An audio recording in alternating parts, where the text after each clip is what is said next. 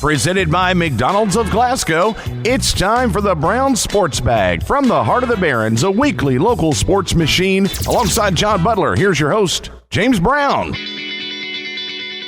It's Brown Sports Bag back again on a Monday. I'm going to give you a little inside knowledge here. We're actually taping this a little early because of the schedules of the baseball, softball tournaments.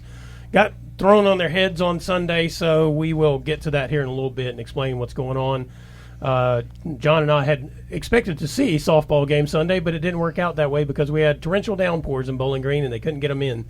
But like I said, we'll talk about the softball in the second segment. We're going to start off talking about the 4th Region Baseball Tournament, how things shaped up. Glasgow got a win in the first round game at home against Logan County. Barron County went and played at Russell County. I think John and I mentioned last week we thought Russell County and Bowling Green are the two best teams in the region. Russell County seemed to prove that point there, John. Yeah, that district final between Glasgow and Barron tended to be very important, right? Yeah, it really did. It turns out it was very important because the loser, which happens to be Barron, lost that that great game against Glasgow. You had a 66% chance to draw Bowling Green and Russell County. Yeah, and those two teams are very strong. Yep. And Barron just was never really into the game against Russell County. I mean, Russell County is like I said, a really good baseball program, and got behind early. A couple of 3-run homers by Russell County. Ended up losing, I think it's 12-3. Yeah, and just kind of struggled the whole day a little bit with our control and didn't catch the ball real well, and then gave up some bombs. The highlight for Barron was Corbin Murphy. He's been really hot lately. Yeah. He hit another homer. Yeah. I think it's 3 in his last 4 or 5 games. I believe that's right. Yeah, he hit his second one in the first round of the district against Allen County, which proved to be the difference. It was a 2-run homer. They won the game 4-2. He hit a 3-run homer there. They got him Russell. Back in the game. It was 5-0 at the time. Got him back to 5-3. So I'm happy for Corbin, but it's a good season, though, for Barron. I think if you'd asked Coach Crabtree and the guys before the year, will you take winning 21 games, getting to the regional tournament? I think they definitely said yes, and they were very consistent all year, and just kind of ran into a really good team at their place, and no disgrace to lose to Russell County in baseball. Yeah, and like you said, I think coming into this season for just about everyone, it was an unknown commodity what the season was going to be like for 2 years off. Yeah, because did not have a baseball season last year. So your seniors, the last time you saw them play were sophomores. Your juniors were freshmen, and you may have never seen your sophomores play. Yeah, and guys in particular, teenage guys, grow a lot during that period of time. So, the guys can come back, stronger and so forth. So I think a lot of teams were, unless you saw your team play a lot of summer ball and you don't see as much of that in baseball as softball, then I think the year was a little confusing going into the start of the year. But I think Barron has to be very, very pleased with their season. Yeah, you mentioned Corbin Murphy. He's one of the 3 seniors on the team. Good the others group. being Zach Wasson and Blaine Smith. And they had a good season for them as seniors. I think on the upside, though, is a lot of the same guys will be back next year for Barron, especially the pitching, where you got Blake Cook and Jamison Bowie. I think they're both juniors.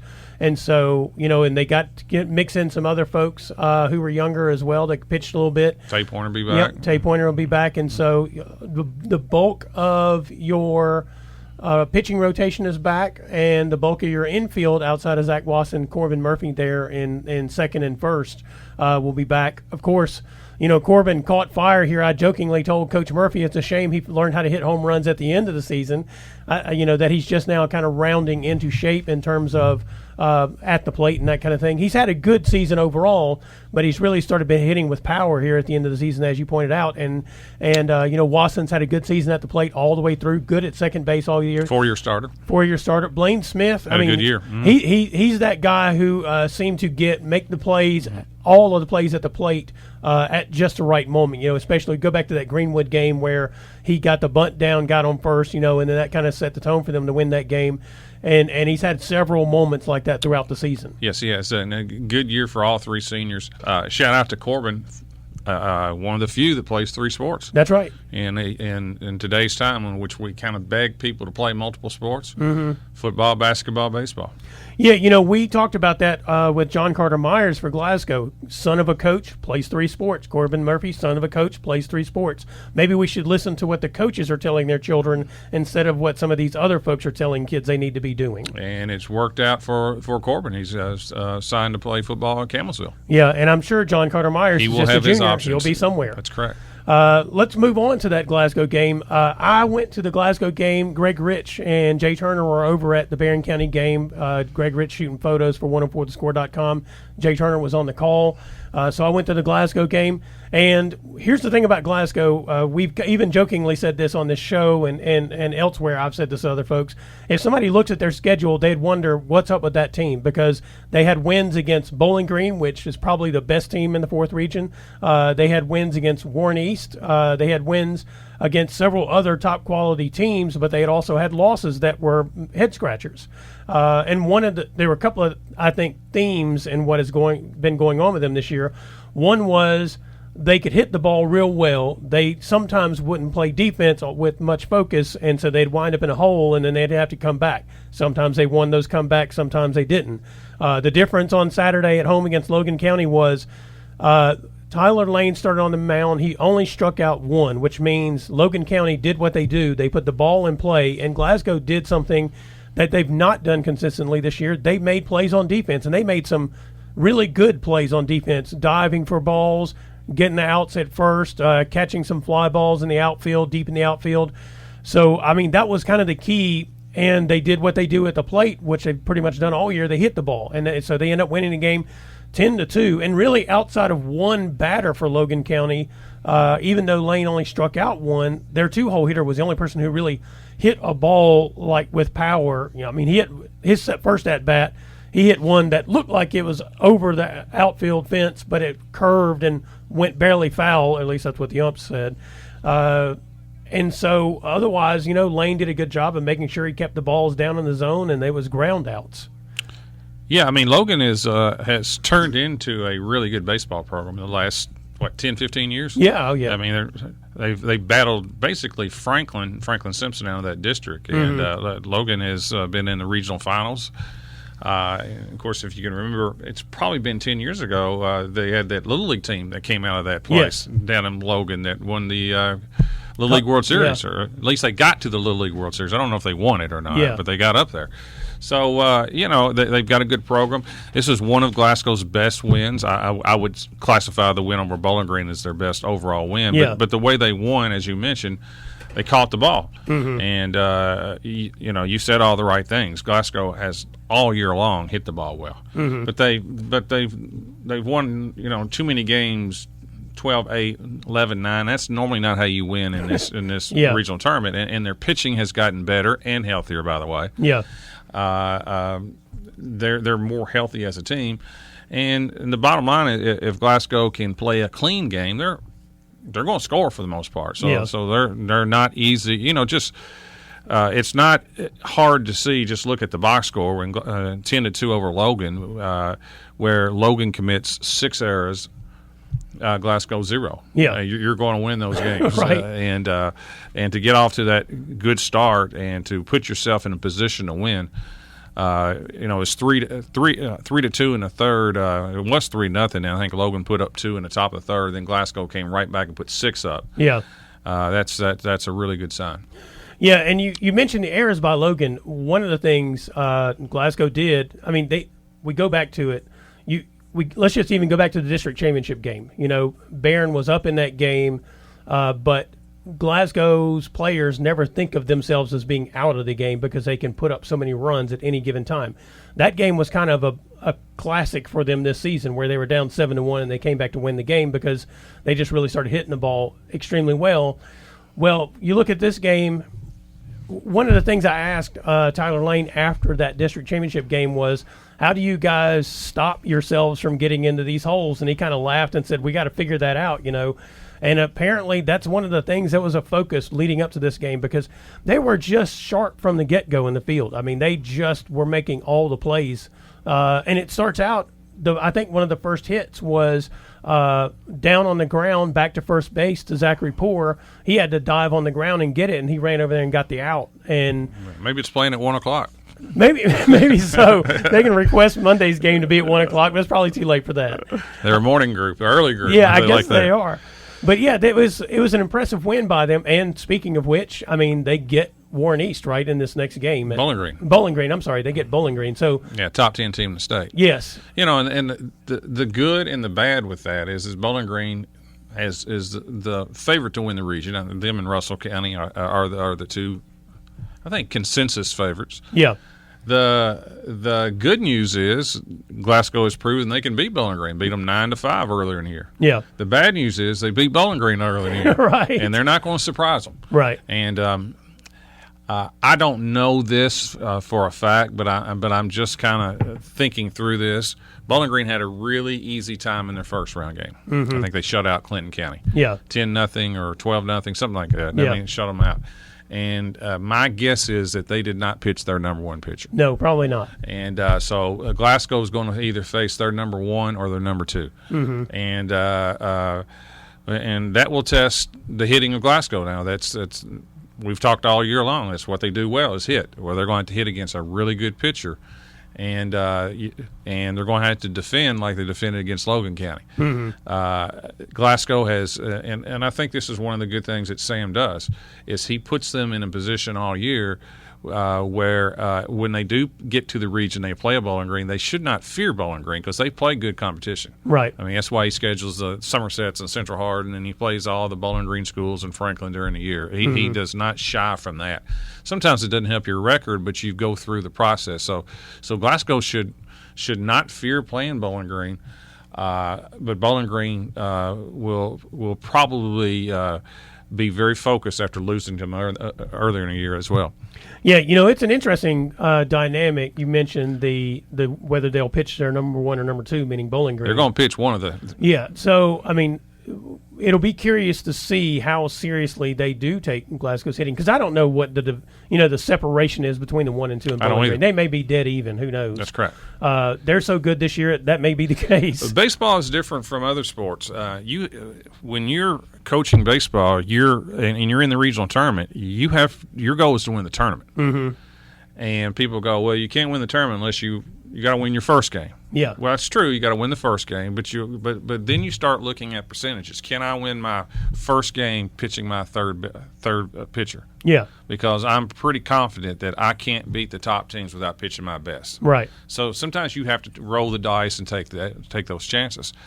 Glasgow's going to face their 1 or 2, and it just depends on what Bowling Green wants to do, because Bowling Green is probably thinking, if I get by Glasgow, I've got Russell County staring at me. Mm-hmm.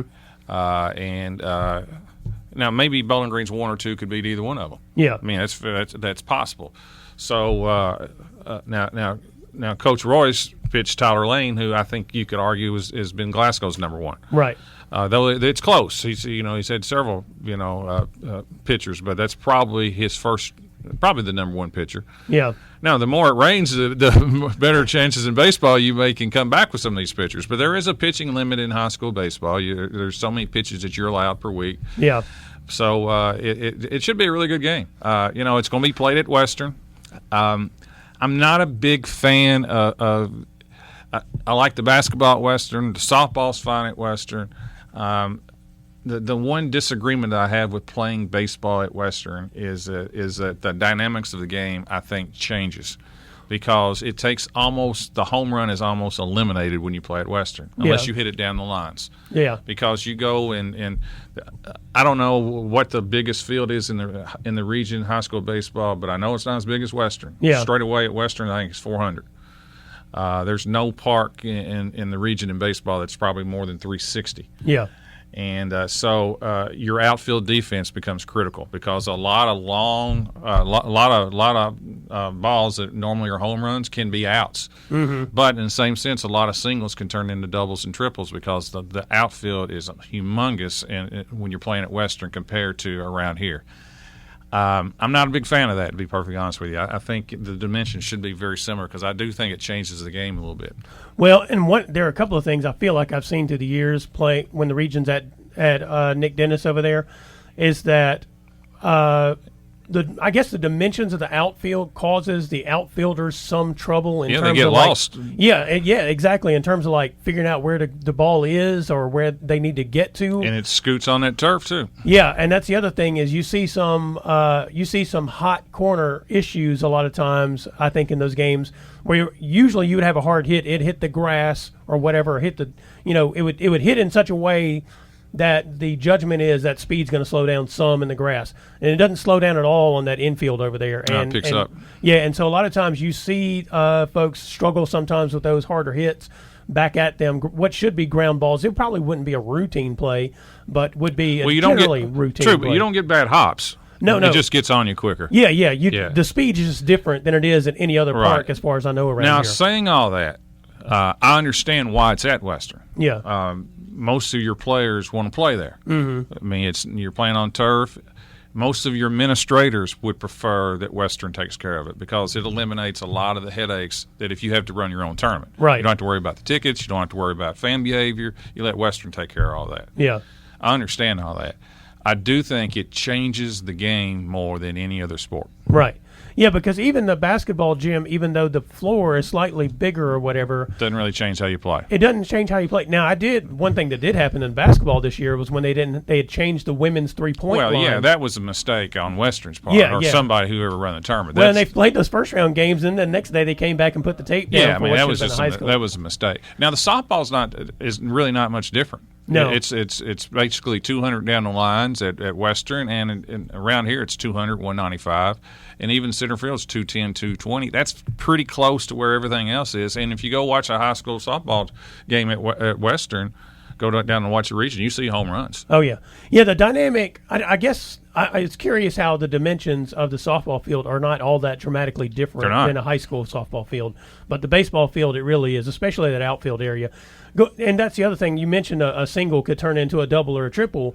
If you misplay that ball, a line drive to the outfield, I mean, that thing's gone. In a lot of ways, it may not go over the wall, but it may be. In a lot of ways, it's more exciting because I'd rather watch doubles and triples than home runs. But the home run is part of the game. Yeah, and you won't. If now there's only going to be 3 games played because it's only the two semifinals and the finals. Yeah, maybe there'll be a home run, but I doubt it. Yeah, you have to pull it. Yeah, that dude from Logan County, he might be able to hit one out there, but he's not playing. Exactly, I was going to say. I mean, otherwise, there are some power hitters in the region, but not that many. One last thing about the baseball, the semifinal game, the Glasgow Bowling Green game is at 5:30. And then the game after that is at 7:45. That is Franklin Simpson and Russell County.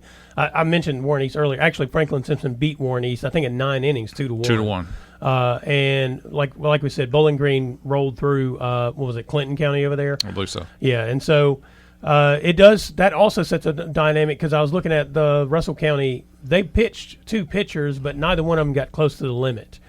So they're in good shape going forward in the tournament. And then one last thing, talking about the rain, the year that Barron won the regional tournament, Lucas Mohan got to pitch, I think, the first game and the championship game because of the weather. They had like a multi-day delay, and so he got to actually pitch twice in the tournament, which is rare.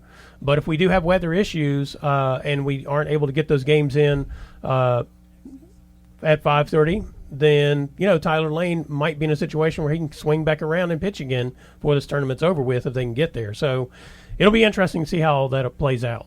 Be a lot of Barron and Glasgow people down there tomorrow. Yeah, because the softball game's been moved to 6th. That's right. Yep. So it'll be a fascinating day in Bowling Green. Everybody can get their shopping in, weather permitting. Weather permitting. That's right. All right. It's a Brown Sports Bag brought to you by McDonald's in Glasgow. We'll be right back. Presented by McDonald's of Glasgow, it's back to the studio with James and John, the Brown Sports Bag. Well, John, the Barron County Trojanettes, they took care of business in the first round of the 4th region tournament, beat Russellville 11-1. Let's talk about Russellville real quick because we mentioned last week that their scores were awfully strange considering how they had been earlier in the year in their district tournament, where I think they beat Franklin Simpson 10-8 and then lost to Logan County 18-14. And I don't know what exactly was going on with them because, earlier in the season, Barron beat them 2-1. They had a lot of low-scoring games. Yeah, they did. They had a whole lot of low-scoring games. They played good defense. I mean, even when I saw them play over at Barron, those couple of games, I think they played Somerset, and I don't remember who the other team was they played over at that Trojanettes Classic or whatever they had when they played softball over there at Barron County. Those games, they didn't give up a whole lot, and they were pretty daring on the base path. They would get on the base path and run. They would try to pick people off, on first or third, and they made a lot of plays that I thought were quality plays. They've not been the same team, and I'm not exactly sure why. I think Tyler Eaton, had on the broadcast and mentioned that they were missing 4 starters. I didn't ask anybody to figure out what the deal was. The pitcher was there. Yeah, Collier was there. Yeah, and she was fine, but I tell you what, Barron, when they hit the ball in the outfield, it was anybody's bet what was going to happen. When they put the ball in play, it was anybody's bet what was going to happen. And Barron were able to hit her. I mean, I think they were able to hit her the first time. It's just that they didn't get good hits, and Russell got the outs. But they just clubbed them. Collier got on to start, scored a run, and that was it. And Barron just clubbed them after that. Yeah, 11-1. They did what they needed to do. Yeah. I wouldn't say that was Barron's best game they've ever played, but the last time they were in the region 2 years ago, because they didn't have a year last year, they were upset by Franklin Simpson. Right. So just getting by the game, no matter how you got by the game, was important. It was redemption no matter what. That's exactly right. So, they did get by. I mean, it wasn't they did get some aid from a lot of the Russellville mistakes, but once they kind of took the lead, they kind of, did what they were supposed to do. Lara Simmons had another big game. I mean, she was all region, and she continues to hit that way. She had, I think it's 3 for 4 with 3 RBIs. I believe that's right. She hit the ball well. Allie Anderson's continued her good play at the plate, and of course Lily Brody has allowed 1 run in 6 innings. Yeah. So they did what they needed to do and got by, and basically the only upset of the first round was Logan upsetting Allen.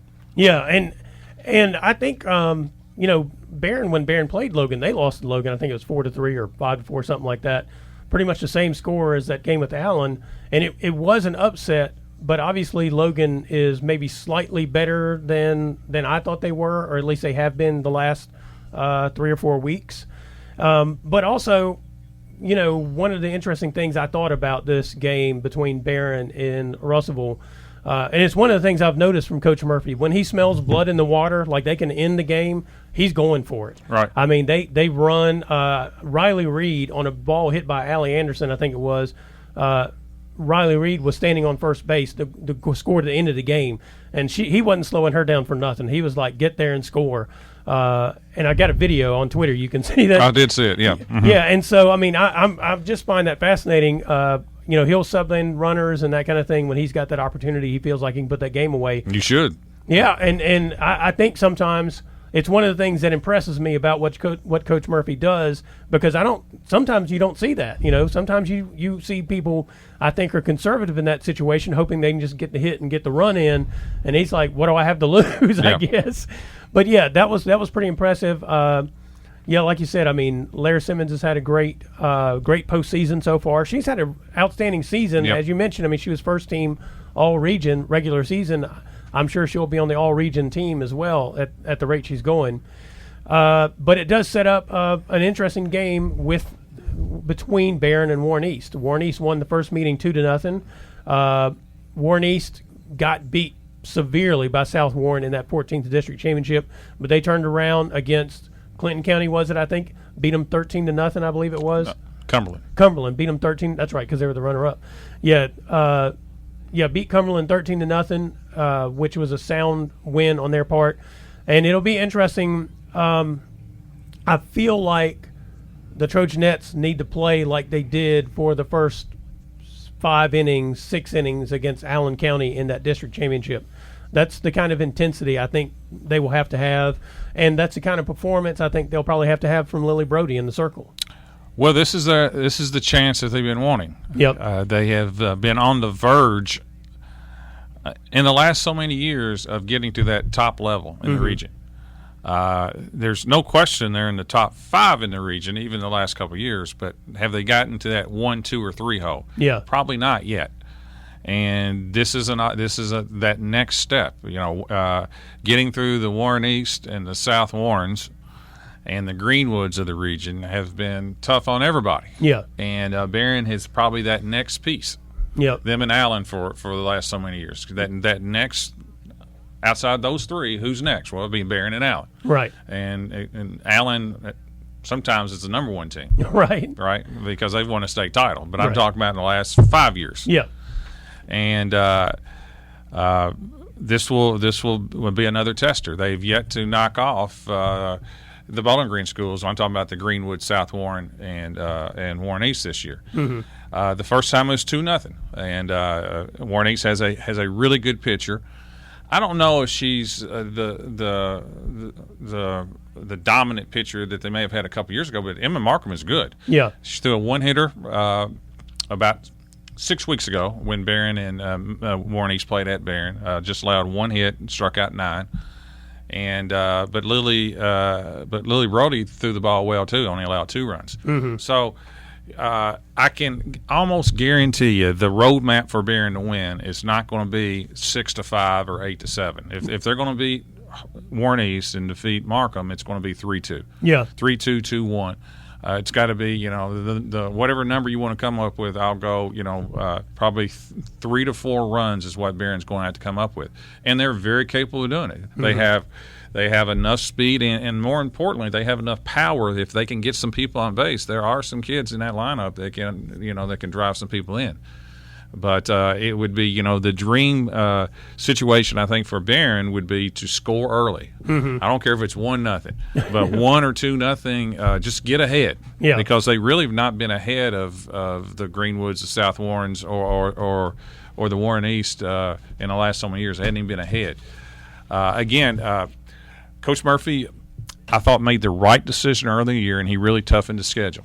Yeah, and they've played a lot of good teams, and most of their losses have been to top 25 teams. I think the exception would probably be Logan County. Yeah, and the reason why he did with that is to put his team in this position where they should not be scared to play Warren East. They're on the big stage, but they should know that they can play with them. Now that it's just going to come down to, can they get the big hit? Mm-hmm. A couple of things about the game. It was originally supposed to be at 2:00 on Sunday. It's now going to be at 6:00 tonight. Then the second game, South Warren and who are they even playing? Anyway, South Warren and Logan County. That's right. I was going to say it doesn't matter actually who they're playing. Well, because we thought it was going to be Allen County. Logan would probably disagree with you. Yeah, I'm sure they would. If you want to apologize to the Logan County audience, go ahead. You know what? I'll apologize if they upset South Warren. Okay, about that. all right. Because look, South Warren's lost one game. They're the number 1 team in the state. I would say for a reason, especially after we saw what they did to Warren East in that 14th District Championship. I don't mean to downplay Logan County's accomplishments thus far, but we were just discussing. It would be an upset. Epic. We were just discussing, who's at that second tier, and Barron and Allen are there, and I guess Logan's probably there right now. So somebody's got to get over that hump. But back to this game, so the top team in the bracket is the home team, which means Barron will get that chance to lead off in the game. And it would seem, going back to what you're saying, get that early run, it would seem very important that that opening inning. Barron's the home team? No. They would be the visitor. They're the visitor, right? So they're. I thought they'd be the home team since they're the district winner and Warren East was a runner-up. Well, as I recall from the regional meeting the other day. That would seem rather odd that the district winner would not be the home team. Well, as I recall from the meeting the other day, and I may have misheard this, the team at the top side of the bracket will be the home team going forward after the first round. Gives you no advantage to win the district. That's another strange call. Well, I guess the theory is that if all the district winners win, then you flip. Well, that's the way we used to do it. That's from what I understand the other day. That's what they said. And nobody balked at it. That was at Greenwood at 7:30. There's no more rebels left. See, I would have balked at that, especially if I came in as a winner. I have no idea why they did that. I don't know. But that's what I recall them saying. Okay, that's fine. Everybody still gets 7. Everybody still gets 21 outs. Yeah. Whether you're bat first or bat last, that's fine. Well, it's a minor thing, but I would prefer to be the home team. I'm with you. I'd rather bat last But then again, going back to setting that tone, if Barron can come out and set that tone right off the bat, then that maybe gets them into the mental space Could be. they need. That's how you got to look at it. Well, exactly. Yeah, you got to look at it. What choice do you have? That's right. But I do think that initial at bat is important. Even if they, I don't think they have to score, but hit the ball. Put some pressure on. That's what I was going to say. Yeah, that's correct. Mm-hmm. Yeah, I mean they don't have to be up 1-0 after the first inning, but they have to be in a place where they can say, "Oh yeah, we can hit." Well, she's a good player. I mean, I saw the first game in Markham. She really got a good curveball, what I saw, and she's got a rise ball, and she's very, very effective. She's a junior, and she's one of the top pitchers in the state. She's good. Yeah, and Barron made a few mistakes against Russellville in terms of they weren't completely clean. They were not clean, and hopefully they got that out of their system. Well, and I'm kind of curious. I was kind of curious. Do you think that was a product? The last time they were there, Could be. They lost that game. I mean, we talked to Coach Murphy at the beginning of the year, and he said that was on their mind. You have to understand the amount of sophomores that they're starting. Yeah, Barron. Those sophomores were eighth graders and probably were not even on the field. Right. So that was a lot of their first experience was at that field at Western. So I think there's nerves there. Yeah. I really do. But you can't give East too many outs. I mean, they've got some good players. Lucy Patterson. Yeah. One of the better players in the state. Right. And probably leads off for them, I believe. She's really, really good. They have a freshman, Forster girl. Mm-hmm. I think her mother's from here. Yeah, that's right. She's Caroline's younger sister. That's correct, and yes. really, really hit it. And I've just been keeping up with her lately, and she's got 5 or 6 home runs, and just a freshman. So, I mean, they are and very well coached. I mean, the coach at Warren East does he knows what he's doing. Yeah, he's they've had a lot. They've been in state finals. 2 years ago, I believe. Yeah. So, but they're not quite. They lost a lot of players too. Don't get me wrong. I mean, they're not that same level as they were 2 years ago. Right. They're still good. Yeah, they were kind of in position last year was their year because they were pretty much loaded. Preseason number 1 in the state. Yeah, and so they, if they had a last season, I'm sure they were one of the favorites. As you mentioned, they were preseason number 1, and they just had. I think they had almost everyone back except for a couple of players. Yep.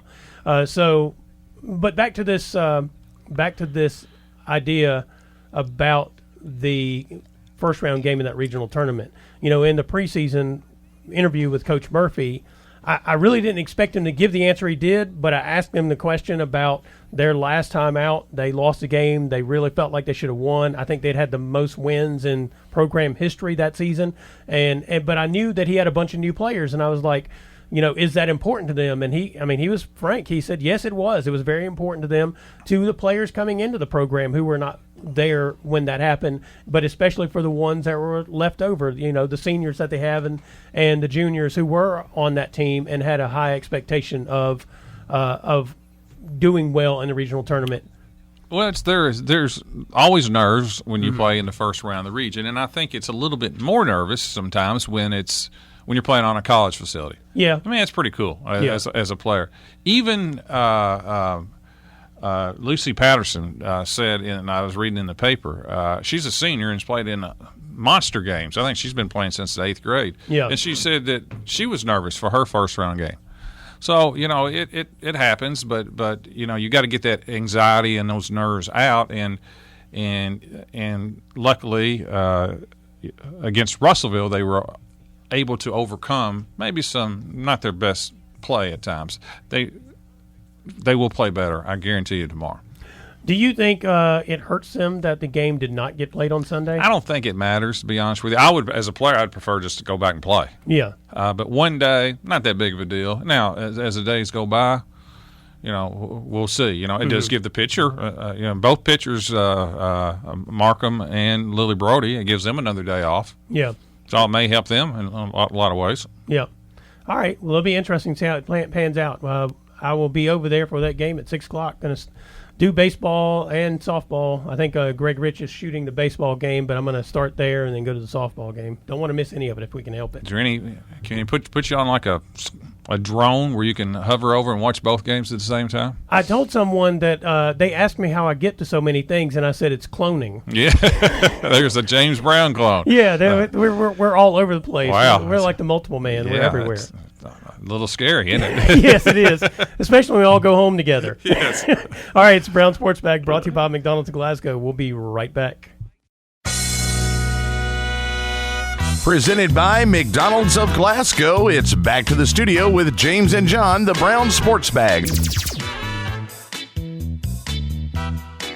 John, I know you're not really a big NBA fan, and I'm not a big NBA fan regular season-wise. I do pick out players I enjoy watching. It's kind of like college basketball to me in the sense that there are players I enjoy watching in college basketball, but I don't really root for a team.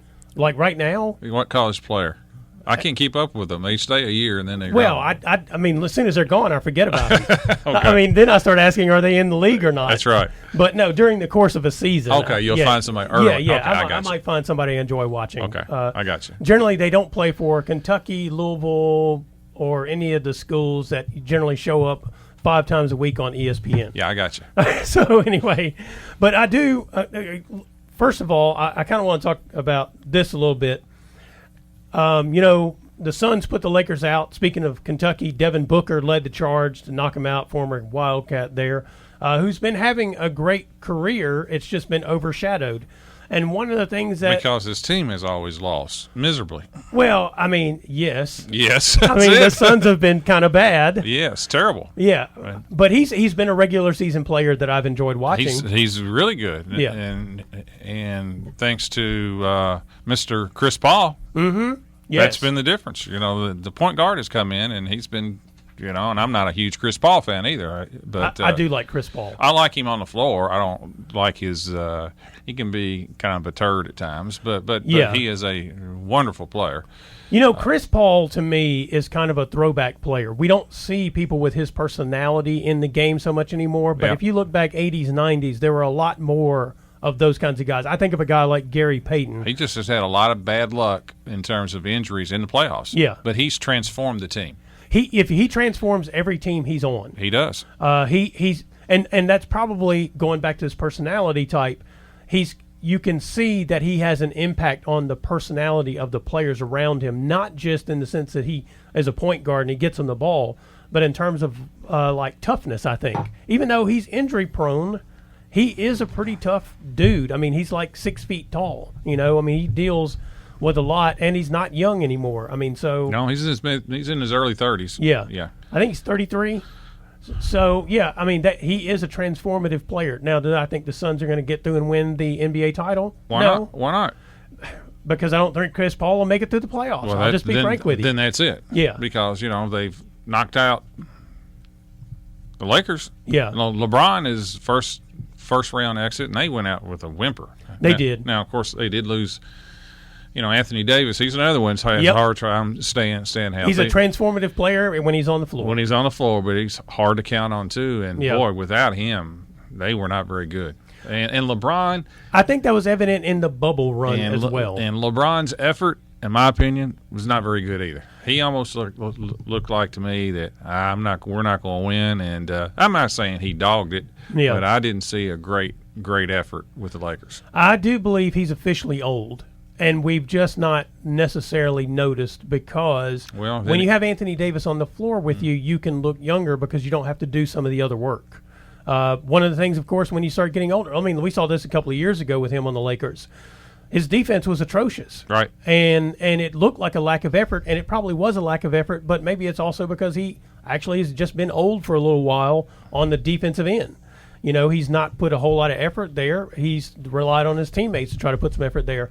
But one of the things I thought about this in the sense that I don't dislike LeBron James. I don't necessarily dislike his basketball or all that. I think he's a great player. He is a great player. But at the same time, I was hearkened back to why I did not like the Celtics in the 80s.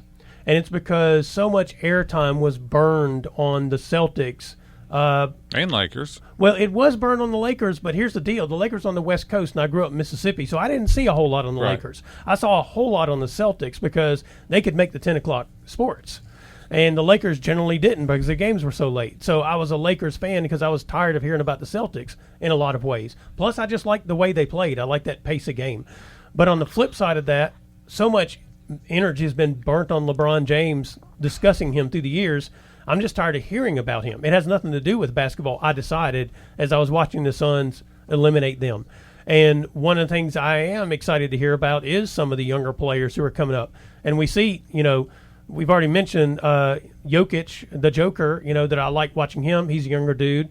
Doncic is fine. Donovan Mitchell. Yeah, Donovan Mitchell, Devin Booker. I mean, I don't particularly like Trae Young as a basketball player. I don't like watching his game, but I do kind of like his attitude because it's kind of a throwback. It's not a passive-aggressive attitude. It's a I came here to beat you kind of attitude, which I do like. Yeah, I can live with anybody winning but the Nets. I can't go with Irving and Kyrie Irving is those two, and James Harden, what he did to Houston. Yeah, where he just basically torpedoed that franchise to get out. They'll probably win it, and if they do, it's great. But they're not going to get my support. I mean, they're tremendous players, but just how they form that team. Those three dudes are the epitome of the passive-aggressive athlete I was just discussing with the whole, that we've seen coming through. Right. And they do not. I just don't like that. I don't either. I like if somebody wants to, pardon this, rip your heart out and stomp on it in an athletic arena, I don't have a problem with that competitiveness. Mm-hmm. I actually like it. That's what competing is to some degree. You don't compete and you don't compete to just compete. You compete because the idea is to try to win something at the end of it. Yep. And I don't like that whole arena. I don't like that mindset that we've seen from LeBron James.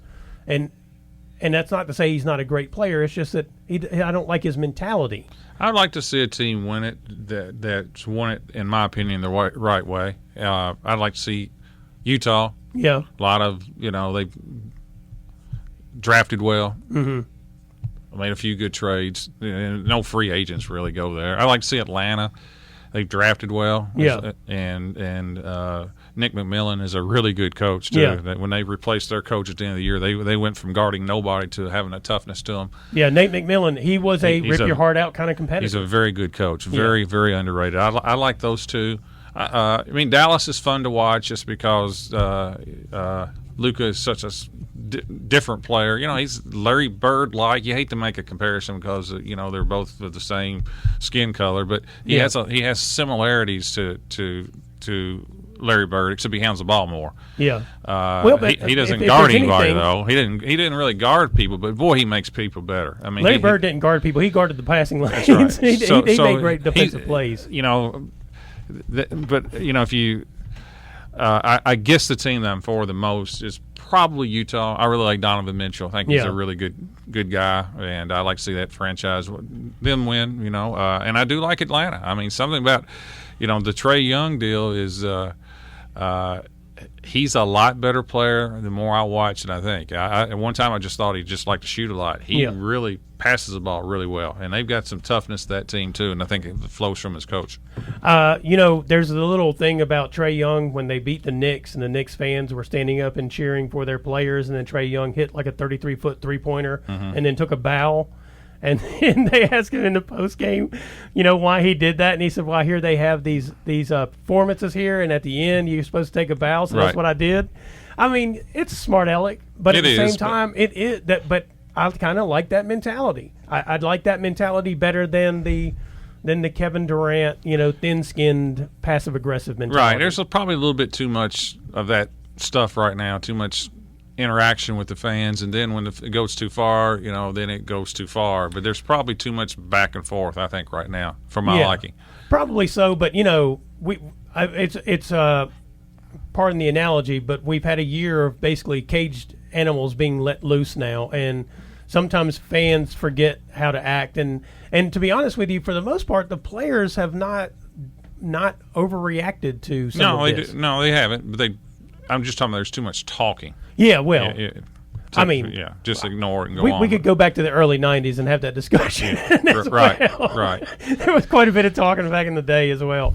But yeah, I guess though, again, I kind of like that better than getting up on the podium and hearing somebody whine about what the fan said to them. Right. I mean, because Trae Young was fairly well verbally assaulted and otherwise by awful. the New York Knicks fans. It's terrible. And he overall, I thought he dealt with it really well. I did too. I agree. And so his bow at the end of that is kind of, a punctuation on something that the fans maybe had earned. I agree with that. I agree. All right, it's Brown Sports Bag brought to you by McDonald's of Glasgow. We'll be right back. Presented by McDonald's of Glasgow, it's back to the studio with James and John, the Brown Sports Bag. Well, John, we're going to return this week to our weekly segment, Montana Fouts Celebration. She continues to just impress us, getting, I don't know, maybe better every game. Threw a perfect game in the College World Series against the one of the best teams in the country. Yeah. UCLA shut them complete shutout. Not shutout, a complete game. I mean, 7 innings, no runs, no walks. 21 came to the plate and 21 went away unhappy. 15 strikeouts. Yeah. I mean, she's incredible. I mean, if you watch the College World Series, you occasionally, the girl from James Madison, who's a really good pitcher, she can get up to around 70. Mm-hmm. But Fouts is consistently in 72, 73, which equates to, in baseball, with the distance changes, about 100 miles an hour. Yeah. Well, and you mentioned the James Madison pitcher. I mean, she had one of the best plays of the World Series so far where she fielded that, a bunt, and then dove and made the tag. Against Oklahoma, number one team. Now, they lost yesterday to Oklahoma. Oklahoma came back and beat them. I mean, she's a great player, too. She's also a hitter, too. Yeah. She bats second or third for JMU. Yeah. But, I mean, again, I really like watching the College World Series. Yeah. I mean, in the sectionals and the regionals, the game is played at a fast-paced and it's interesting to watch Alabama because of the Kentucky. They got 2 girls from Kentucky. Of course, Montana Fouts is probably the most famous, and a pitcher. I got to thinking the other day, just watching them, but also going to some of these high school games. There's an enormous amount of pressure on these pitchers in softball, because oftentimes there's not a pitching staff; it's just one pitcher. Yeah, that's just an enormous amount of pressure, because if you don't pitch well, you're probably not going to win. And I don't know if there's. You're going to come back tomorrow and hopefully do it again. I'm not for sure there's another player in all of sports in a team sport that has that significance, because a baseball pitcher, you're part of a staff. Yeah. There's that game, there's pressure, but you're not pitching the next game. If you think of it this way, maybe a quarterback in football, but you've got a defense and you got. Well, you can hand the ball off. And, if you think of it this way, it's like this. The softball pitcher is like a soccer goalie against PKs, like over and over and over again. Yeah. Because it's just you and whoever that person is, and you've got to read it. You got to be perfect, every time. Right. And that's the only analogy I can really think of in sports that's even kind of close. But you're just not doing it the whole game. You know what I mean? And it's just, and for many of these programs, it's just one pitcher. Now, occasionally they'll have a staff or another one, but really the top dog is that one pitcher. And even at the college level, a lot of times it's that one pitcher. Yeah. And man, I'm just thinking, there's just so much pressure on her. Right. And they win, the team's all happy, and we won 2-0 and blah blah blah, but 90% of the game is on her shoulders. Yeah. It's an impressive thing. You mentioned the pace. I think that is why I do like. And it's a happy sport. I've never seen more people happy at a softball game in terms of players. They are the happiest group of people. You know what? And that's one of the things that I think that's what attracts a lot of I think that's why it's such a popular sport of little young girls. Well, it's that. I've always enjoyed that about softball, and I've always wished that baseball had more of that. Right. Because baseball is often such a somber sport. It is. Everybody's so serious. And if you show somebody off, we're going to throw at you and this or that, and it's, and softball is just 100 times more of a happy sport. One time while I was in Mississippi, there was a school called West Lowndes. I think it's closed now, and their baseball team was one of the more entertaining teams I've ever seen because they had chants and songs, and they had a whole routine they had lined up that they would do for like all kinds of different stuff. And I was like, baseball should be more like that. Yep. And I'm sure everybody else was like, well, that's just ridiculous. This is baseball. You can't be like that. That's correct. That's right. That was when I was like, but they're so much fun. Yeah, they do seem to be quite happy. Yeah. Real quick before we get out of here and head to these here softball/baseball games, it was reported on Sunday that Julio Jones will be joining the Titans. I'm sure everybody is very happy. I think it's a short-term good deal, but I'm not a big fan of receivers that are making $15 million a year when they're in their 30s. I'm with you. They need a season out of him. That's one season because they didn't give up a lot, a second and a third. That's not a ton. Yeah, if he can perform at his optimal level for one season with the Titans, mixing in with the other guys that they already have there, then that makes them very dangerous. Makes them better, but receivers, he didn't win a lot of titles at Atlanta. No. I mean, he got there. Once, that's correct. and a lot of losing seasons. Yeah, and it wasn't his fault they gave up a 22-point lead or whatever. That's what I'm saying. Yeah, I got you. Putting all your money in receivers, I don't know, is the greatest move in the world. It's probably not. Their defense probably has actually been their bigger problem the last couple of years. That's correct. All right, it's Brown Sports Bag brought to you by McDonald's of Glasgow. We'll be back next week.